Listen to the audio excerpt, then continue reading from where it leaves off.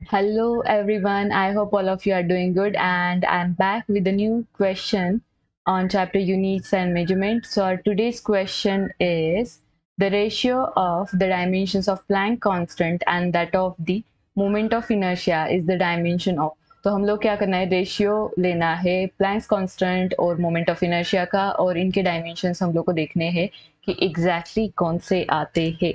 तो अभी देखो, अगर हम लोगों ने इसको सॉल्व किया तो हम लोग को किसका रेशियो चाहिए, एनर्जी सॉरी हम लोग को रेशियो चाहिए प्लैंक्स कांस्टेंट का, मतलब h divided by that of the moment of inertia. तो इनर्शिया को हम लोग I से रिप्रेजेंट करते हैं और इनके डायमेंशंस जो है वो एग्जैक्टली क्या आते हैं ये हम लोग को कैलकुलेट करना है।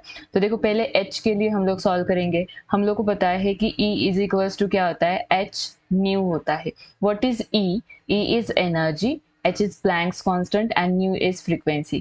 तो देखो एनर्जी के डायमेंशंस क्या होते हैं, तो फिर से एक बार हम लोगों ने पहले वाले बहुत सारे वीडियोस में देखा है कि एनर्जी के डायमेंशंस क्या होते हैं। तो एनर्जी के डायमेंशंस है L2 m1 t to the power -2, जो कि हम लोग को अभी याद ही रखने हैं।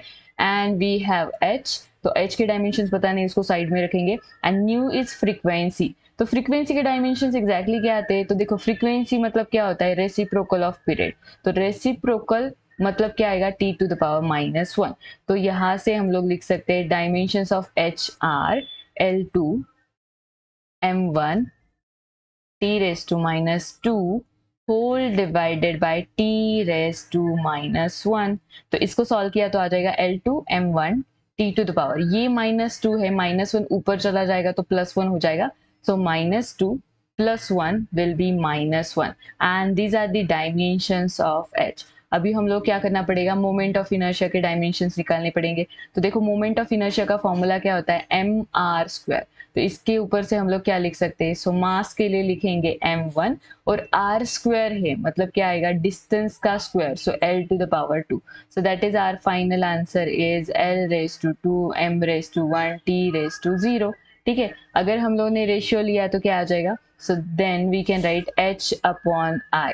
ठीक है, तो ये हमारा आएगा, h के डायमेंशंस क्या है, तो h के डायमेंशंस है L2, then we have m1, then we have t raised to -1 whole divided by I के डायमेंशंस क्या है, L2 m1 t raised to 0। तो यहाँ पे आ जाएगा L2 L2 चला गया, m1 m1 चला गया, सो t रेस टू -1 है। तो देखो t रेस टू -1 क्या होता है, पहले ही हम लोगों ने देखा है, ये 1/t भी हो सकता है, राइट। t रेस टू -1 मतलब 1/t to the power 1 and this is nothing but our frequency, right. तो रेसिप्रोकल ऑफ पीरियड मतलब ही फ्रीक्वेंसी होती है। So that is our correct answer is option A. I hope up to this part it is clear to you all. If you have any doubt, please let me know in the comment section. Don't forget to like this video and subscribe to my channel if you haven't already. I will see you soon in the next video. Take care. Bye bye.